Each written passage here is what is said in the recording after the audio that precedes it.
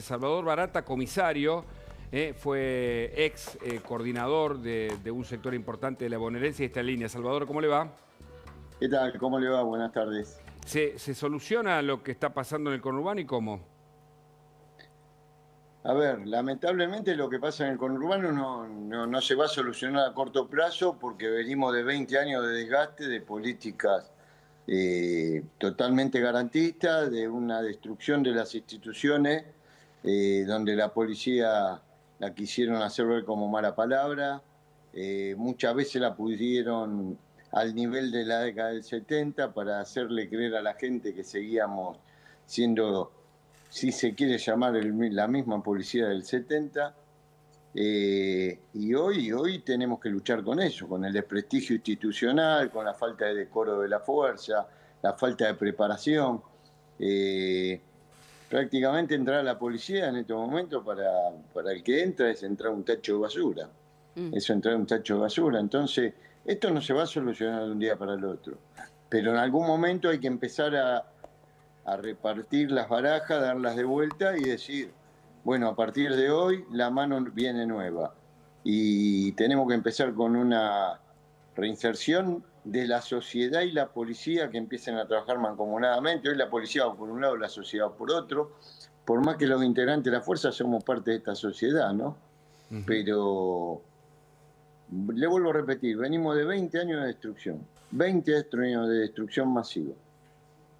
Claro. Obviamente se habla mucho, ¿no?, sobre el estado actual de la policía en la provincia de Buenos Aires. ¿Qué es lo que le falta hoy a la policía? ¿Hay falta de formación? O sea, ¿es una cuestión de recurso humano? ¿Hay recurso humano pero no hay recurso material? ¿Es una mezcla de ambas? No hay faltante de todo. El recurso humano, usted acuérdese, ustedes son periodistas, llevan años ya en el tema.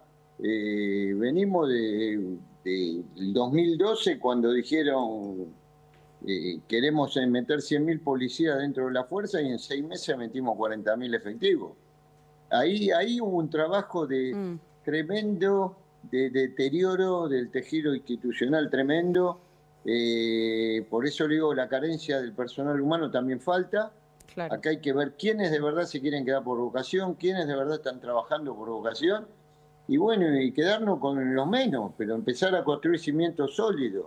Y después también, basta de mentira, de que todos los gobiernos que pasan por acá dicen que entrenan a la policía, que nos capacitan, que nos dan las mejores herramientas. Es todo mentira. ¿Cuántos policías Pero hay en la de bonaerense todo... hoy, Barata? ¿Cómo? ¿Cuántos policías hay en la nómina y trabajando realmente? Y hoy debemos tener casi el 40% de efectivos de carpeta médica. Hoy yo creo que la policía tiene 90.000 efectivos. Real en la calle debe tener, en el campo, no en la calle, 60.000. De esos 60.000, 15.000 son administrativos, porque muchos efectivos han hecho uso de carpeta psiquiátrica a largo tratamiento y hoy pasaron a la fase administrativa.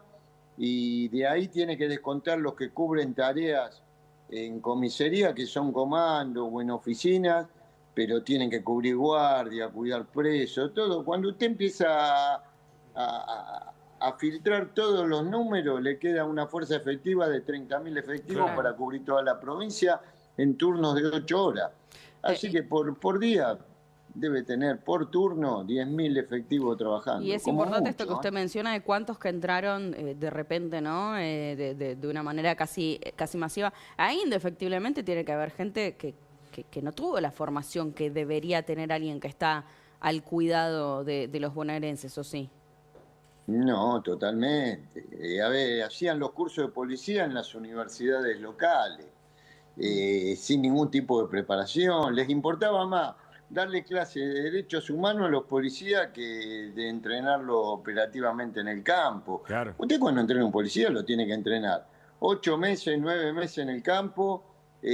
Cuando le da el arma lo tiene que mandar a una comisaría. En la comisaría lo tiene que recibir el comisario, ponerle un tutor, que el tutor es un suboficial viejo que le empiece a enseñar el ABC de la comisaría, de cómo se trabaja, cómo salir a la calle. Y después de los 3 años podemos empezar a hablar de que tenemos un brote de un policía que a la larga va a rendir su fruto. Claro. Acá se hace Bueno, todo al revés. evidentemente la doctrina abolicionista zaffaroniana es la que ha permeado en la educación, en la capacitación, como usted dice, de los policías, que es muy, digamos... La ideología. Claro, Acá muy de corte populista. Al populismo no le importa la seguridad, le importa que su sector gobierne y nada más. Me importa eso, pero ojo que hemos tenido partidos políticos de otro partido y no cambiaron nada, siguieron con lo mismo. Acá a ver, acá lo que necesitamos es que cambie el partido político en la provincia de Buenos Aires, pero el que asuma, ponga todo pata para arriba. Yo le hago, para no entrar en disidencia o en diferencias con el género, en cualquier país del mundo, usted ve una película, ve una serie o va a visitar una policía de otro país del mundo y la proporción de mujer a hombre son 3:7. Ajá. Pero eso tiene una explicación, no es porque los policías en otros países del mundo sean machistas, es porque es un trabajo totalmente peligroso para una mujer. ¿Me entiende lo que le digo? La mujer no puede estar sola en la calle porque puede ser desbordada por una patota, por una agresión física, hay que cuidarla. Pero para eso no existe el entrenamiento, justamente. ¿Sabe cuál es la proporción de ingreso a nuestra policía antes, el 2010, 2012, de cuando empezó esta masacre, le digo yo, de ingresos masivos? Y ahora es al revés, 7 mujeres por 3 hombres. Pero no existe una forma, o sea, no debería existir justamente una formación para evitar estos desbordes como usted menciona. O sea, acá lo que hay es una falta de formación, evidentemente. No, acá lo que hay es una falta de determinación de cambiar, porque indudablemente a alguien le está sirviendo este sistema, a los ciudadanos no nos está sirviendo, pero alguien indudablemente está haciendo mucho negocio con la seguridad. Bueno. Y yo sé, ¿sabe qué? Porque la otra vez escuché a un periodista con un muy buen informe que los comisarios retirados usufructan la policía para beneficio propio cuando se van y arman agencias de seguridad, claro. Desequilibrio. Claro. Por la cantidad de empresas de seguridad, consultoras. Correcto. Bueno, yo puedo hablar tranquilamente, le explico, porque yo no trabajo ni de consultor ni tengo una empresa de seguridad privada. Correcto. Entonces, eso también hay que reverlo, ¿eh? Bueno, Salvador, le agradecemos mucho el contacto. Tenemos otra nota sobre este tema. Le agradecemos y le mandamos un abrazo. No, por favor, hasta luego y ojalá que la seguridad deje de ser negocio para pocos. Gracias. Y empiece a ser un problema de todos. Fernando Soto es enlace del Ministerio de Seguridad de la Nación sobre este tema. ¿Qué tal, Fernando? Hola, ¿qué tal? ¿Cómo estás? Bienvenido. Bueno. ¿Qué puede llegar a ocurrir y también qué opina sobre este pedido de Milei, ¿no? Donde le sugiere la renuncia a Kicillof para poder intervenir la provincia? ¿Ustedes lo ven como algo factible desde el Ministerio de Seguridad? Bueno, factible es porque la democracia prevé esa posibilidad, ¿no? Ajá. De una intervención en la provincia por parte del gobierno central. Entonces, como posible es posible. El fundamento, el fondo de este planteo del presidente es que se está matando a la población civil de una manera trágica, terrible, con un desdén como no se ha visto nunca, por un desmadre de la delincuencia, por decisiones políticas que fueron llevando a esta situación. Se le suma también la negligencia, pero fundamentalmente son decisiones políticas. Correcto. Ahora, que se eligió, la pregunta es si ustedes lo están ya evaluando también en términos judiciales. Digo, si hay un análisis concreto para avanzar con esto, porque, bueno, como se imaginará, desde el viernes estamos consultando a muchos constitucionalistas, etcétera, y lo que nos planteaban es que, si bien lamentablemente hay una falla importantísima en seguridad en la provincia de Buenos Aires, los casos que prevé la Constitución son, por ejemplo, cuando está amenazada la institucionalidad, cuando hay un levantamiento, etcétera, y no había algún artículo que prevea lo que está ocurriendo ahora. Por eso le pregunto si están analizando en términos concretos con algún tipo de asesoría legal para avanzar en términos reales en esta propuesta. Es una decisión que, si se adopta, la adopta el presidente de la Nación, ninguno de los ministros en particular, sino el presidente de la Nación. Entonces se tienen que evaluar todos los las particularidades que ameritarían una intervención nacional en una provincia. Claro. Que hay riesgo para Sí. la población. Bueno, ha pasado. Yo me acuerdo en el caso Soledad Morales, hubo una intervención federal, provincial, justamente porque había un poder que había abusado y estaba sospechado en todas sus áreas, incluso el Poder Judicial, ¿no? Como, digamos, cercano al Ejecutivo de ese entonces, con los ADI, etcétera. O sea que es una posibilidad que ahí permite... estaba en riesgo el sistema republicano, ¿no? Y democrático. Claro. En un caso en donde las muertes no se puedan frenar y donde el gobierno pueda, no sé, cometer incumplimientos desde el punto de vista de la función pública, ¿cree que puede ocurrir esta intervención finalmente? Sin dudas, la democracia lo que prevé es que cada provincia sea autónoma, pero que debe garantizar los bienes que están protegidos en la Constitución provincial y en la Constitución nacional. Y desde el prólogo se establece que la Constitución se fundó para la seguridad, para la paz nacional, y además es una de las funciones de dar seguridad. Entonces, cuando eso falla, claramente está fallando, y donde mueren una media que supera de homicidios cada 100.000 personas, que supera de lejos el promedio de la Argentina, hay elementos para eso. Entonces, es una decisión que, insisto, la va a evaluar el presidente de la Nación. Hay antecedentes, lo citó bien usted, Hugo, respecto al caso de Soledad Morales, que fue un homicidio. Fue un homicidio donde hubo una falta de intervención suficiente de la justicia con el poder político. Bueno, acá hay algo parecido. Hay una falta de intervención de la justicia con el poder político que no da los elementos para darle seguridad a la gente, y la justicia que claramente en la provincia de Buenos Aires está fallando a favor del delincuente en detrimento de las víctimas, de los derechos. Usted, Fernando, es un enlace desde el punto de vista legal del Ministerio de Seguridad, es abogado experto, y después vamos a hablar con Diego Armeto, que está acá, que es abogado constitucionalista. Pero yo recuerdo al presidente hablar del tema del plebiscito, de la consulta pública, cuando le decían que no podía hacer un cambio y el otro, y él decía, llamaré a plebiscito. ¿Existe esa posibilidad? ¿Sabe si está sobre la mesa de discusión? Son todos temas que analiza el presidente, y que en su momento, si así se adopta una resolución, en ese sentido se va a comunicar. Nosotros lo que hacemos es damos la seguridad en el marco que establece la ministra, de acuerdo a la política y lineamientos que da el presidente. Entonces, si se utiliza la herramienta constitucional del plebiscito, bueno, lo decidirá el presidente. Estamos hablando de la esto tendría que provincia pasar más por el grande. Congreso, ¿no?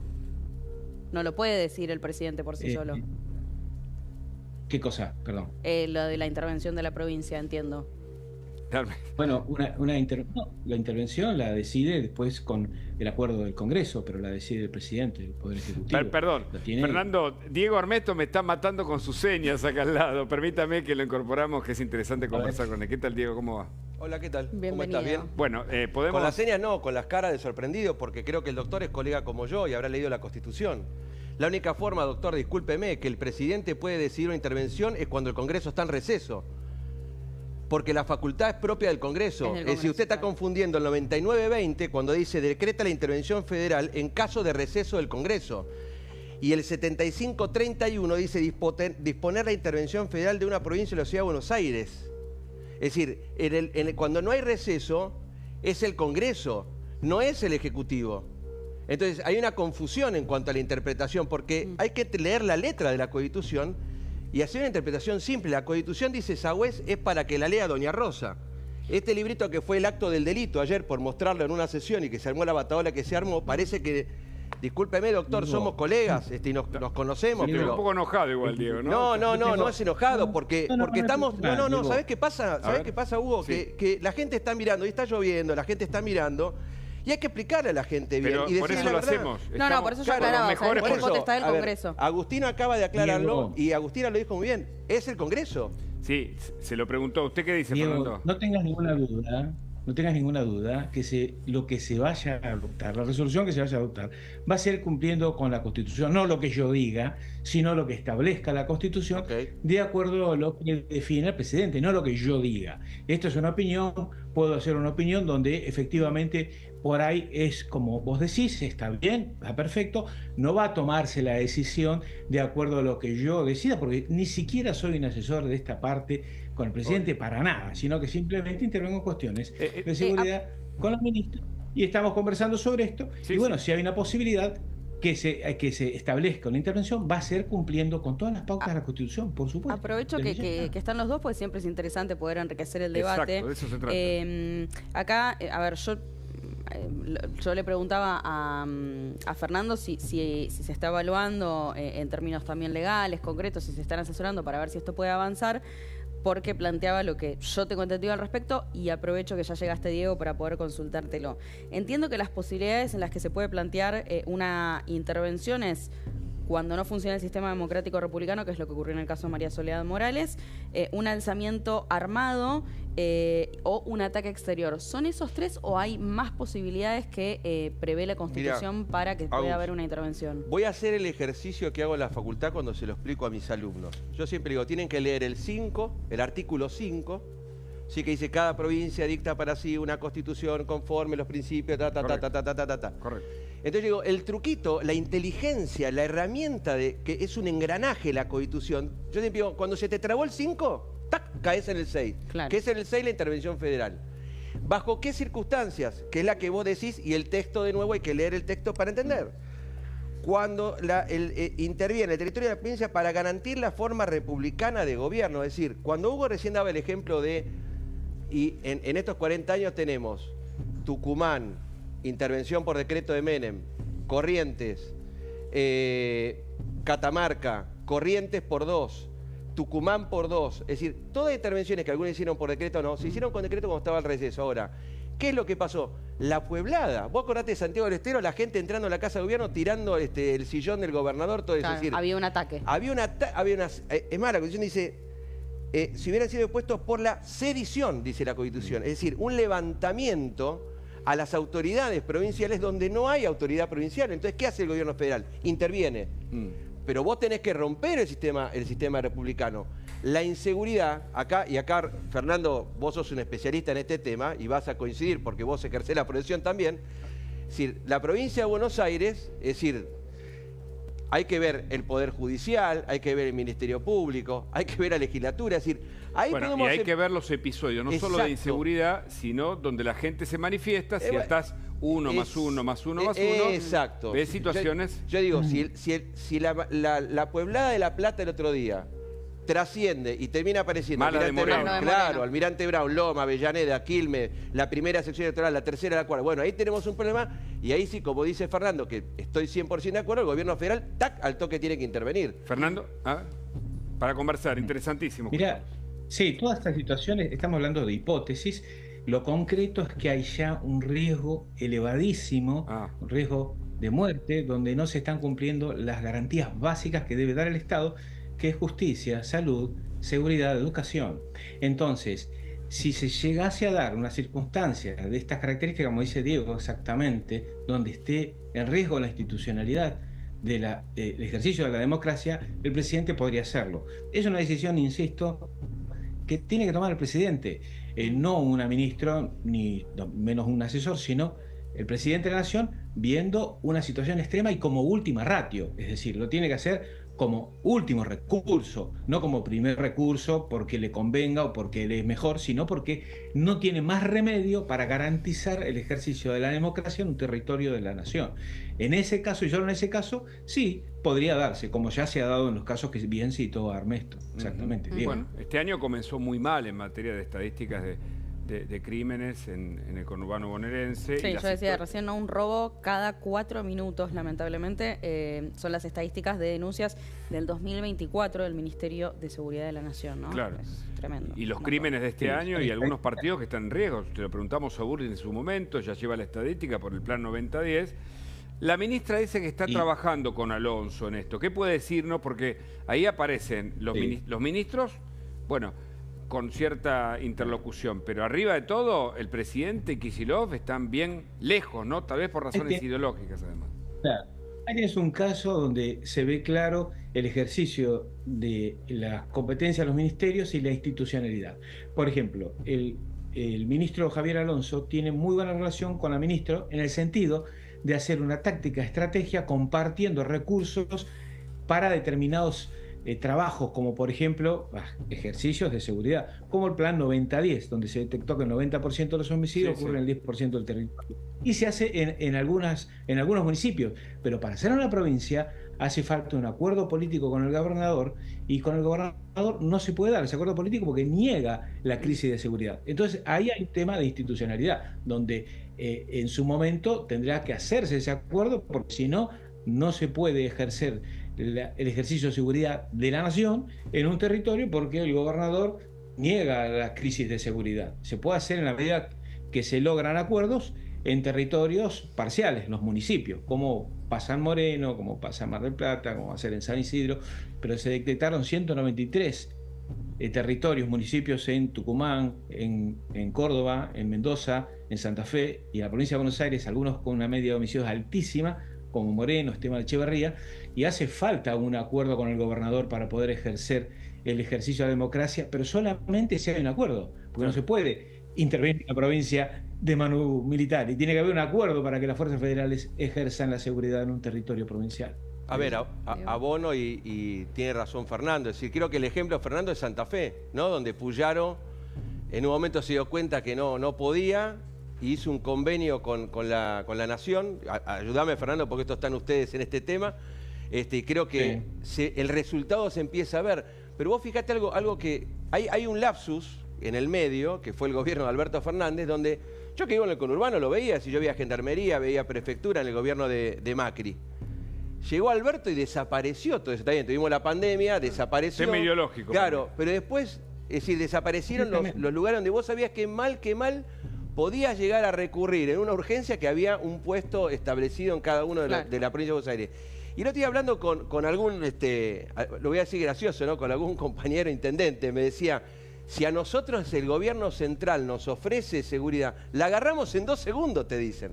Entonces, creo que hay una necesidad, ¿no, Fernando? Hay un sector que los intendentes reconocen el problema, el gobernador es como que se hace el desentendido por una cuestión de una pelea política, y en el medio estamos los ciudadanos, ¿no? Que esto es lo que ahí creo que... diste en la tecla, en el medio los ciudadanos, y hay una discusión política y una discusión también ideológica, Claro. que en definitiva no termina de hacer que se pueda llegar a un acuerdo. Y acá es donde te quiero preguntar, Fernando, ¿cómo crees que puede llegar a darse, si es que efectivamente puede llegar a darse un trabajo en conjunto entre la provincia y la nación? Porque el otro día Kicillof dijo, obviamente muy envalentonado, con muchas críticas a Milei, pero dijo, bueno, yo me siento a charlar. La respuesta, obviamente, no cayó bien del otro lado por las críticas que había recibido, y lo que dijo el presidente es, yo no me puedo sentar a charlar con alguien que tiene esta teoría, ¿no? Del delito, etcétera. Entonces, ¿en algún momento puede llegar a haber un punto medio para que nación y provincia hablen? Sí, la democracia se basa en el diálogo, en la posibilidad de intercambiar ideas teniendo posiciones ideológicas enfrentadas. Ese es el ejercicio, eso es lo que hay que hacer. Lo que pasa es que mientras hablamos, están matando a cientos y miles de bonaerenses por una decisión ideológica donde no quiere, por ejemplo, aplicar la ley de reiterancia que sancionó el Congreso, que establece que la gente no puede ir presa 1, 2, 20 veces, tener una condena y seguir en libertad. Pero quiere aplicar. ¿Recordás? En la pandemia liberaron miles de presos. Es que se elige al delincuente por sobre la víctima. Entonces, con esa postura, cuando dice, sí, me pongo a charlar, que no charla nada, es una postura donde no quiere ejercer las garantías que debe ejercer para los ciudadanos. Entonces, desde ese lugar es muy difícil llegar a un acuerdo. Ahí fue muy llamativo lo que, digo, retomando esto que usted menciona, Fernando, fue muy llamativo, ¿no? Lo que ocurrió con el caso Kim. Uno de los menores había sido liberado un mes antes, hay un sumario ahora sobre la fiscal, pero el padre cuando lo va a entregar dice, no me lo devuelvan más, ¿no? Yo lo escuché y me pareció muy muy fuerte escuchar esa frase del Estado, del propio padre. Ahora, algunos mal pensados, perdón, ¿no? Para agregar este dato, dicen que evidentemente son sus clientes, los delincuentes del kirchnerismo, digo, y entonces por eso no lo combaten. Otros dicen no, porque de acuerdo a Zaffaroni son víctimas del sistema. Pero hay que hablar de la edad de imputabilidad, que no se termina de resolver. Sí, obvio, ¿no? Obvio. Yo creo que, y Fernando, vos vas a coincidir que vos sos el enlace con el legislativo también, ¿no? Es decir, yo te he visto muchas veces en el Congreso yendo a defender. Yo creo que el gobierno plantea la baja de imputabilidad, pero creo que con un plan integral. Es decir, Porque es que tiene que haber un plan integral, porque yo no puedo meter un pibe de 10 años en una cárcel con los tipos de 18, 19. Porque sale delincuente. Claro, más que delincuente hace un posgrado con 10 años. Hace un posgrado. O sea, si ya fue delincuente a los 10 años, ahí hace el posgrado. Claro, exacto. Entonces, a mí me parece que cuando yo ya lo escuchaba al presidente y hablaba de esto de bajar la imputabilidad, yo creo que vos, Fernando, me podés dar más señales en esto. Yo creo que del Ministerio van a trabajar más en profundizar en un plan integral. ¿Por qué? Porque es necesario crear un régimen, no solamente un régimen especial juvenil, sino también carcelario, el servicio penitenciario, el tema de esto que decía Fernando, ¿no?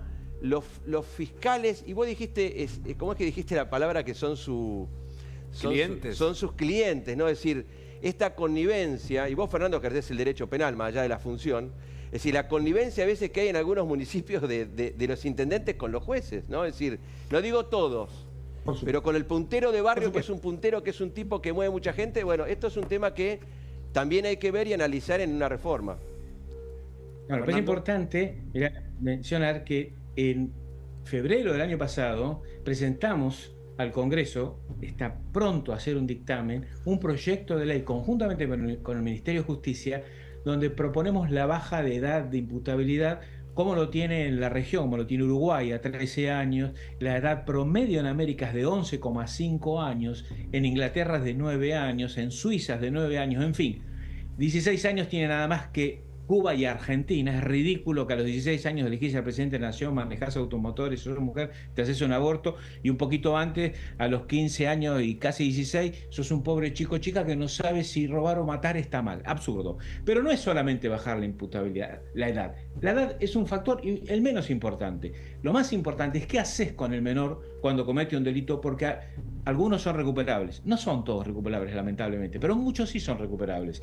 Entonces hace falta algo para sacarlo del medio donde están. Hoy en día, ¿sabes qué hace un juez cuando alguien mata, como mataron al playero Iván Bucenich en Rosario, que le pegaron un tiro en la cabeza a ministro Sebastián de Santa Fe?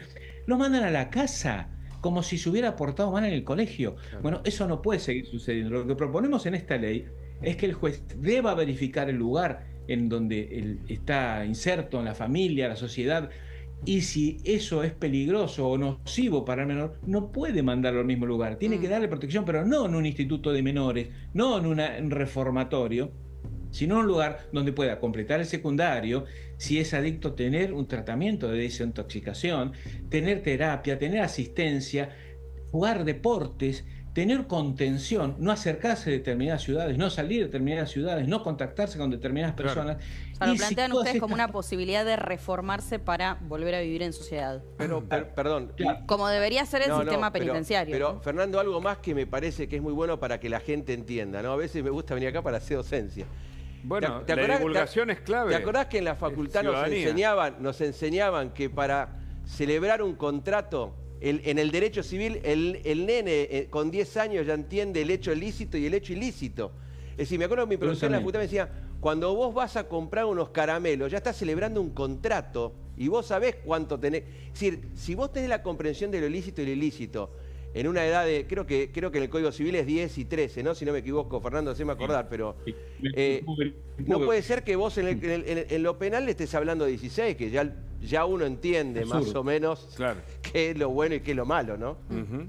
Completamente no entiende. Entonces, es la edad, porque ten en cuenta, Diego y Hugo, que no se reforma la edad penal de los menores desde hace casi 50 años, 1980. Yo otra vez me puse a ver un video en YouTube, cómo era Buenos Aires en 1980. Yo lo tenía muy fresco porque ingresé a la facultad en 1980, y cuando lo vi me asombré. Era otro país, la gente tenía otros modales, se vestía diferente, era otro mundo. Bueno, no podemos seguir con la ley tan caduca como ha cambiado el mundo y Argentina, donde los chicos, además, por su propia adolescencia, son más violentos que los adultos cuando cometen delitos violentos. Correcto. Entonces, cuando hay delitos violentos, graves, lesiones gravísimas para las personas, homicidio, tiene que haber un aislamiento. No puede ser, no va a bastar.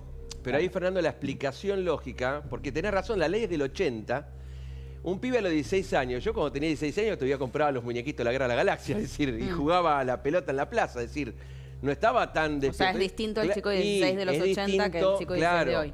Es distinto un chico hoy ya de 12 años a un chico de 12 años cuando nosotros teníamos 12. Creo que Cambió. la diferencia es terrible.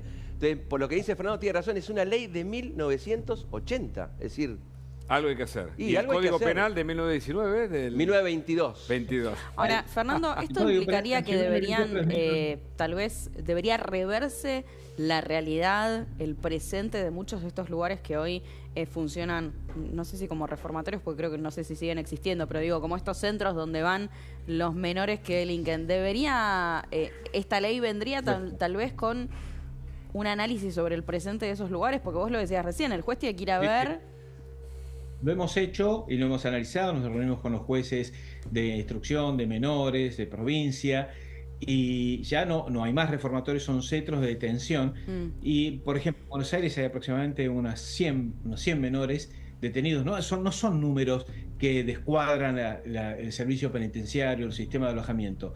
Lo que hay que hacer es que no estén depositados en un lugar, sino que hay por ejemplo, en la ley se propone que estén clasificados por su origen cultural, social, por los delitos cometidos y por la edad. No puedes meterlo, como dijo Diego, un chico, si se sanciona la ley, 13 años con uno de 17, ni tampoco un programa de homicidio con alguien que robó un celular. Bueno, esto que es sentido común no existe, no se hace en ningún lado. Bueno, por ley tiene que haber un supervisor, que antiguamente estaba, donde el juez tiene que esforzarse, tiene que tener contacto con el supervisor tomar contacto real. Hoy, ¿sabés cómo es el contacto?